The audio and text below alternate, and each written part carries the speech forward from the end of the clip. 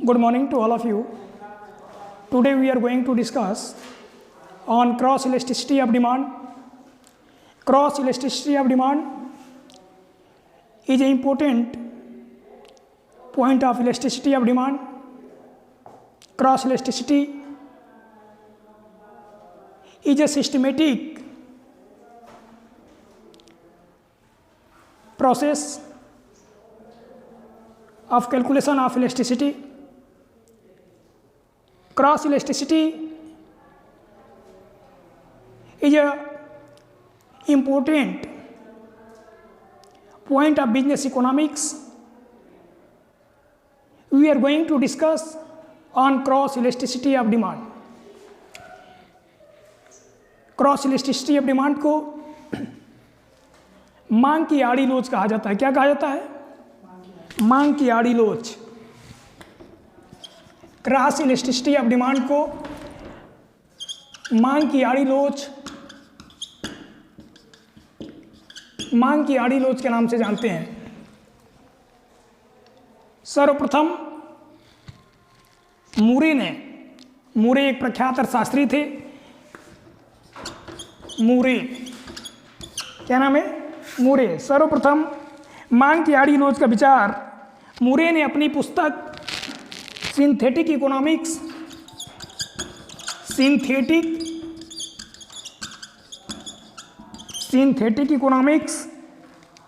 में दिया था। मांग की आड़ी लोच का विचार सबसे पहले कहाँ दिया गया था? सिंथेटिक इकोनॉमिक्स नामक पुस्तक में। किसने दिया? प्रख्यात अर्थशास्त्री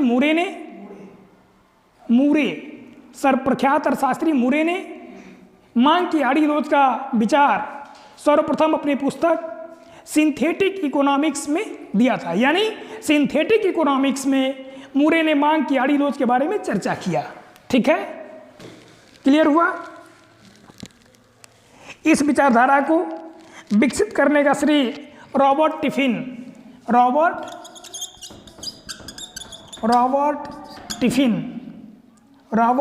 को दिया जाता है। किसको दिया जाता है? रॉबर्ट टिफिन को दिया जाता है। वस्तु की मांग पर,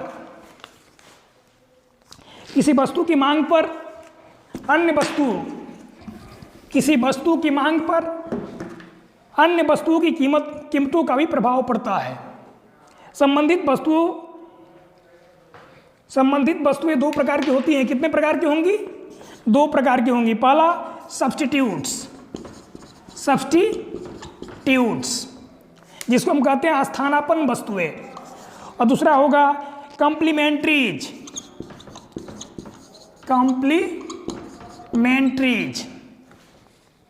पूरक वस्तुएं।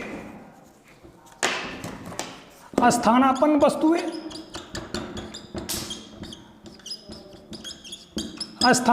वस्तुएं, और दूसरा हो गया पूरक वस्तुएं।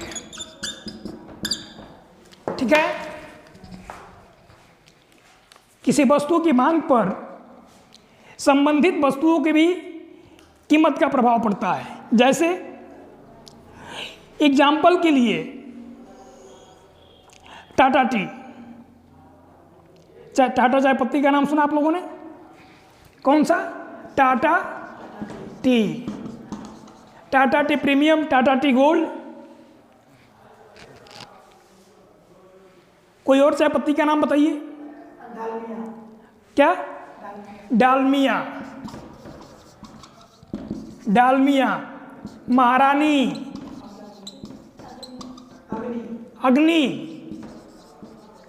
अग्नि।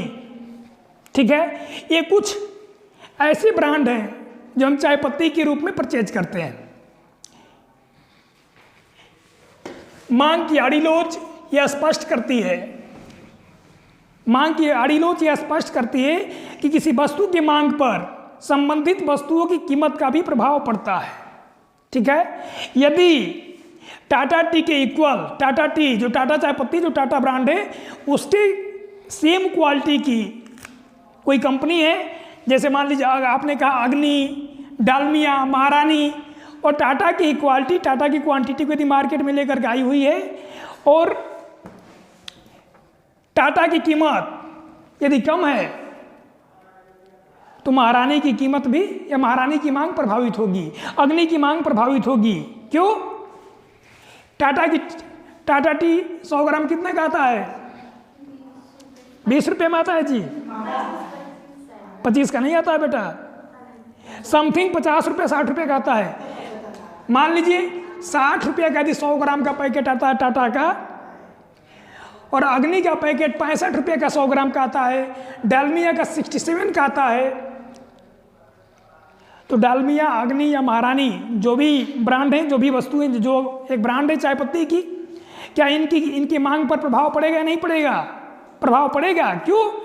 क्योंकि उसी के बराबर कंपनी टाटा जो सब्स्टिट्यूट्स है उसके बदले में हम यूज कर सकते हैं। यदि टाटा का प्राइस कम है और उसी प्राइस पर, कम प्राइस पर, कम मूल्य पर, कम कीमत पर हमको सेम क्वांटिटी और क्वालिटी मिल रही है, तो हम अग्नि को यूज करेंगे या टाटा को? टाटा को यूज करेंगे। बिस्किट के रूप में ले लीजिए पार्ले जी, टाइगर। यदि पार्ले जी बिस्किट का सेम क्वांटिटी और सेम क्वालिटी 5 रुपये का आ रहा है और उसी के बराबर कोई क्वांटिटी 4 रुपये में आती है, तो एक कंज्यूमर पार्ले जी के बदले में उसके सब्स्टिट्यूट को यूज करेगा।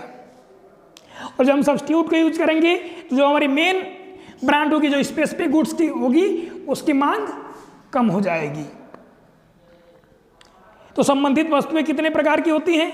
2 प्रकार की। पहला सब्स्टिट्यूट्स, स्थानापन्न वस्तुएं, और दूसरा कॉम्प्लीमेंट्रीज, पूरक वस्तुएं। जैसे चाय और कॉफी स्थानापन्न वस्तुएं, हम पहले वाले को डिस्कस करते हैं, सब्स्टिट्यूट्स को। चाय और कॉफी, चाय और कॉफी। मान लेते हैं यदि चाय का मूल्य 5 रुपये से बढ़ करके 8 रुपये हो जाता है, चाय का मूल्य 5 रुपया है और कॉफ़ी का मूल्य 10 रुपया था, उस कंडीशन में यदि चाय का मूल्य बढ़ करके 5 से 8 रुपया हो जाता है, तो एक कस्टमर, एक उपभोक्ता, एक कंज्यूमर चाय पीने के बदले में वो कॉफ़ी पीना शुरू कर देता है, कॉफ़ी पीना पसंद करेगा। क्यों? फिर सोचता है कि जब हम 8 रुपये चाय के लिए दे रहे हैं तो 2 रुपया और बढ़ा करके हम कॉफ़ी क्यों न पी लें। इसको कहते हैं स्थानापन्न वस्तुएं, यानी एक वस्तु का जो दूसरा वस्तु स्थान ले लेगा वो क्या कहलाएगा? स्थानापन्न वस्तुएं। चीनी और गुड़, अगला क्या है? चीनी और गुड़। आज वर्तमान समय में गुड़ की तुलना में, गुड़ की अपेक्षा लोग चीनी यूज करना ज़्यादा पसंद करता है। यदि चीनी का मूल्य 40 रुपया है, चीनी का मूल्य 40 रुपया है और गुड़ का मूल्य 35 रुपया है, गुड़ का मूल्य 35 रुपीज़ है, यदि गुड़ का मूल्य 35 रुपये से बढ़ करके 38 रुपीज़ हो जाती है, तो लोग कौन सा गुड़ यूज करेगा कि चीनी? लोग चीनी यूज करना शुरू कर देता है। क्यों? क्योंकि लोग गुड़ की तुलना में चीनी को अच्छा मानते हैं।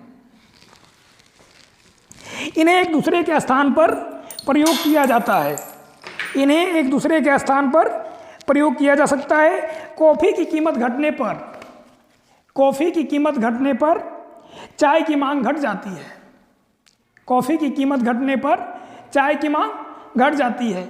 या मान लीजिए चाय 5 रुपया चाय थी और 10 रुपया कॉफ़ी था, कॉफ़ी की प्राइस घट करके 8 रुपीज़ हो गई, 8 रुपीज़ हो गई, यानी कॉफ़ी के प्राइस घटने पर चाय की डिमांड घट जाती है।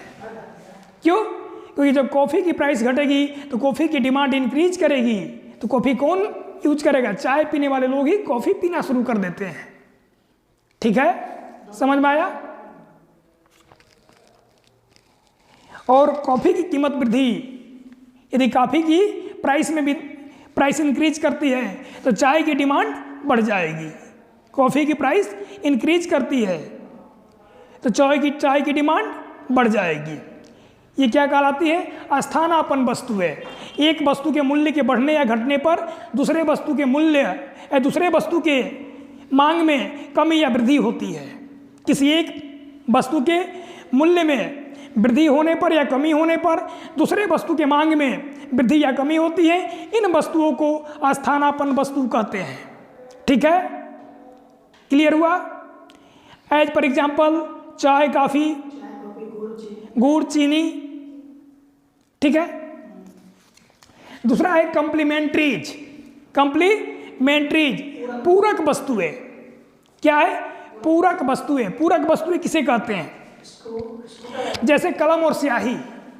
कलम और स्याही, स्कूटर एवं पेट्रोल, कलम और स्याही, कलम और स्याही, पेन एंड इंक, स्कूटर और कार और पेट्रोल,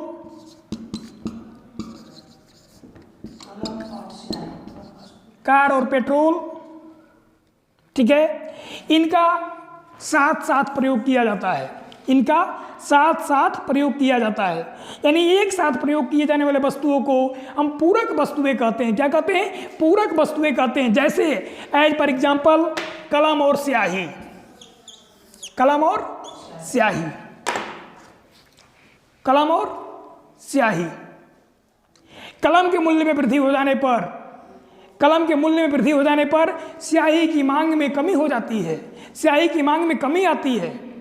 स्याही की मांग में कमी आती है, जबकि कलम के मूल्य में कमी होने पर स्याही की मांग में वृद्धि होती है। होगी कि नहीं होगी? अगला कार और पेट्रोल।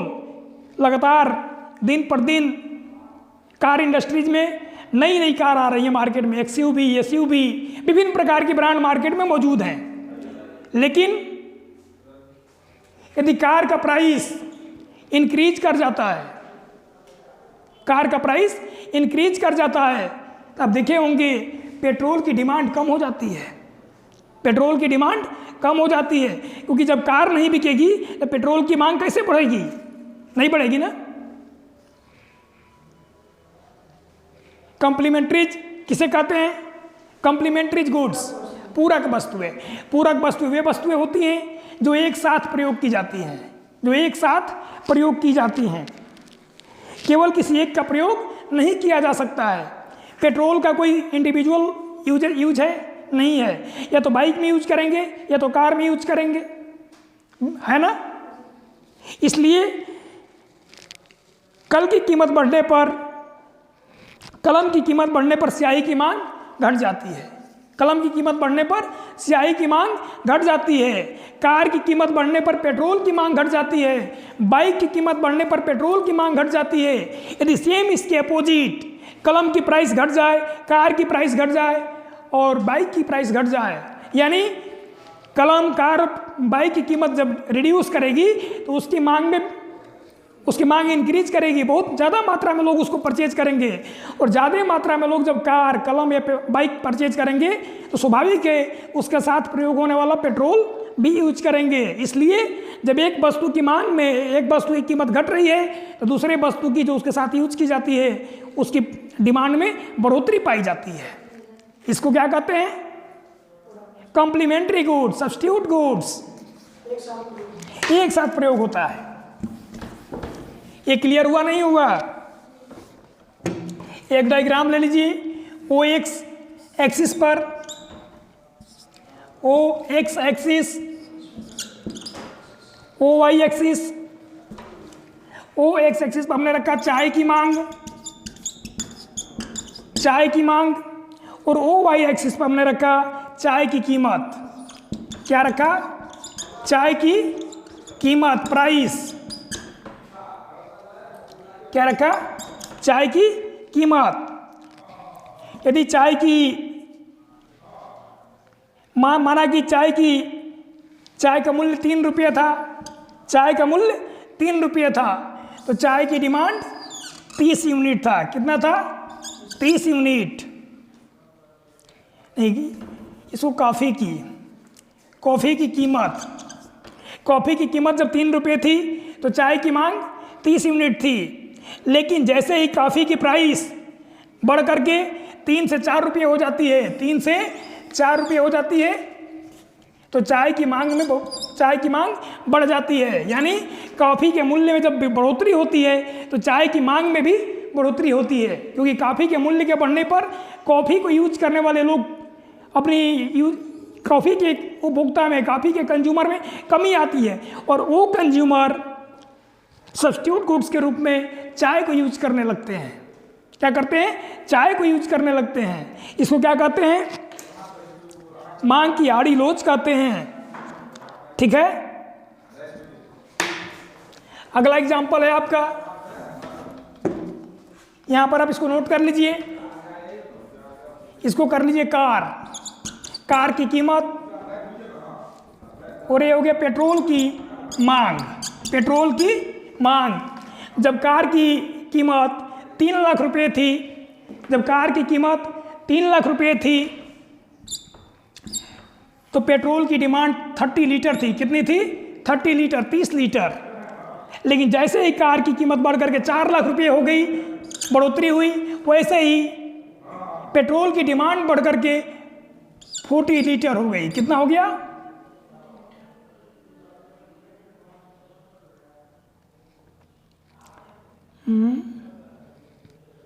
चाय कॉफ़ी नहीं, जैसे ही कार की कीमत बढ़ करके 3 लाख से 4 लाख रुपए होती है, वैसे ही पेट्रोल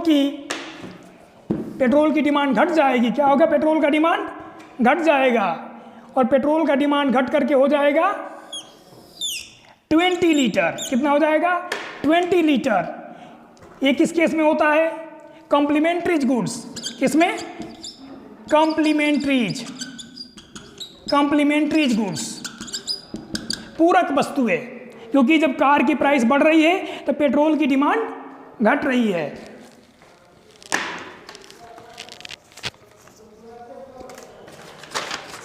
ठीक है, क्लियर हुआ? Any doubt? मांग की आड़ी लोच को निम्न प्रकार से परिभाषित करते हैं। मांग की आड़ी लोच को निम्न प्रकार से परिभाषित करते हैं। मांग की आड़ी लोच संबंधित वस्तु की कीमत में, मांग की आड़ी लोच संबंधित वस्तु की कीमत में परिवर्तन के फलस्वरूप, मांग की आड़ी लोच संबंधित वस्तु की कीमत में परिवर्तन के फलस्वरूप वस्तु विशेष की मांग की मात्रा में होने वाले परिवर्तन की माप है। वस्तु विशेष की मांग की मात्रा में होने वाले परिवर्तन की माप है। इसको हम फार्मूले के माध्यम से लिखेंगे। E equal to, E means elasticity, E equal to x वस्तु की मांग में अनुपातिक परिवर्तन, एक्स वस्तु की मांग में अनुपातिक परिवर्तन, एक्स वस्तु की मांग में अनुपातिक परिवर्तन, एक्स वस्तु की मांग में अनुपातिक परिवर्तन डिवाइड बाई वाई वस्तु की कीमत में, वाई वस्तु की कीमत में अनुपातिक परिवर्तन, अनुपातिक परिवर्तन। ये हमारा मांग की आड़ी लोच को कैलकुलेट करने का सूत्र, फार्मूला। ठीक है, अब सबसे बड़ा आपके सामने है कि एक्स वस्तु की मांग में अनुपातिक परिवर्तन को कैसे कैलकुलेट करेंगे। एक्स वस्तु की मांग में अनुपातिक परिवर्तन को कैलकुलेट करने के लिए एक्स वस्तु की मांग में अनुपातिक परिवर्तन, एक्स वस्तु की मांग में अनुपातिक परिवर्तन, तो D minus D1 divide by D, D minus D1 divide by D. ये हो गया मांग में अनुपातिक परिवर्तन का फार्मूला। पूर्व की मांग माइनस बढ़ी हुई मांग डिवाइड बाई पूर्व की मांग। ठीक है, अगला हो जाएगा वस्तु की कीमत में परिवर्तन, अनुपातिक परिवर्तन। तो कीमत में अनुपातिक परिवर्तन के लिए P minus P1 divide by P, P minus P1 divide by P। Concept clear है? अनुपातिक परिवर्तन को कैसे कैलकुलेट करेंगे? अनुपातिक परिवर्तन को कैसे कैलकुलेट करेंगे?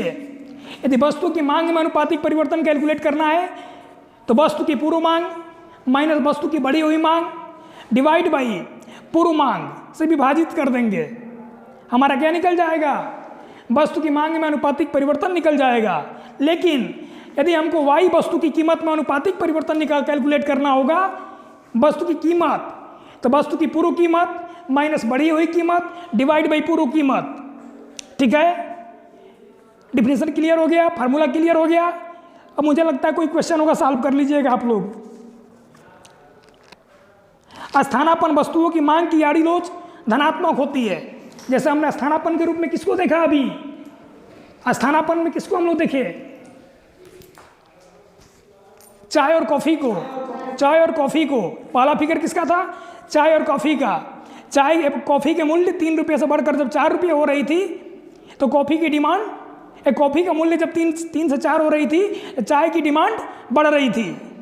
ठीक है, यानी स्थानापन्न वस्तुओं की मांग की आड़ी लोच धनात्मक होती है। स्थानापन्न वस्तुओं की मांग की आड़ी लोच धनात्मक होती है। स्थानापन्न वस्तुओं की मांग की आड़ी लोच धनात्मक होती है। ये रहा आपका स्थानापन्न वस्तु का, ये हो गया आपका यदि मांग की आड़ी लोच धनात्मक होती है तो यह माना जाता है कि दोनों वस्तुएं एक दूसरे के स्थानापन्न हैं। हाँ, स्थानापन्न वस्तुओं के मूल्य और मांगी की मात्रा में सीधा संबंध है। स्थानापन्न वस्तुओं के मूल्य और मांग में सीधा संबंध है। चाय की मांग सीधा संबंध है, क्योंकि एक वस्तु के मूल्य में वृद्धि दूसरे वस्तु की मांग में वृद्धि कर रही है। जैसे एक वस्तु के मूल्य में वृद्धि, कॉफी की कीमत में जब वृद्धि हो रही है, दूसरे वस्तु चाय की मांग में भी वृद्धि हो रही है ना। यानी दोनों में सीधा संबंध है, डायरेक्ट कनेक्टिविटी है। क्योंकि एक वस्तु के मूल्य में वृद्धि दूसरे वस्तु की मांग में वृद्धि करता है। जैसे कॉफी की कीमत बढ़ने पर लोग कॉफी की कीमत बढ़ने पर लोग चाय यूज करने में इंटरेस्ट लेना शुरू कर देते हैं। क्या करते हैं, चाय यूज करने में, चाय पीने में अपनी रुचि को बढ़ावा देते हैं। इसलिए चाय की मांग बढ़ जाएगी। पूरक वस्तुओं के मूल्य और मांगी गई मात्रा में, पूरक वस्तुओं के मूल्य और मांगी गई मात्रा में क्या होता है, विपरीत संबंध होता है, इनवर्स रिलेशनशिप होता है। क्या होगा, विपरीत संबंध होगा, इनवर्स रिलेशनशिप होगा। जैसे एज फॉर एग्जाम्पल आप ले लीजिए, कार की कीमत क्या है, कार की कीमत 3 लाख 4 लाख। और नीचे कर लीजिए पेट्रोल की मांग सामने दिख रहा है, चाय की कार की कीमत और पेट्रोल की मांग।